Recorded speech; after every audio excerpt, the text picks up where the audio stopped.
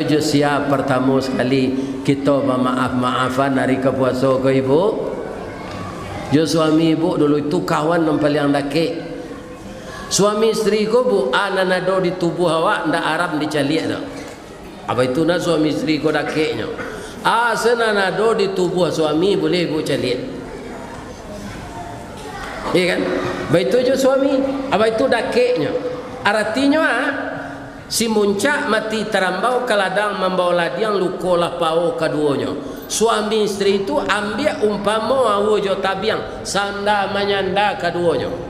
Ba mangkot awu ndak runtuh ada tabiang. Ba mangkot tabiang ndak taban ada awu.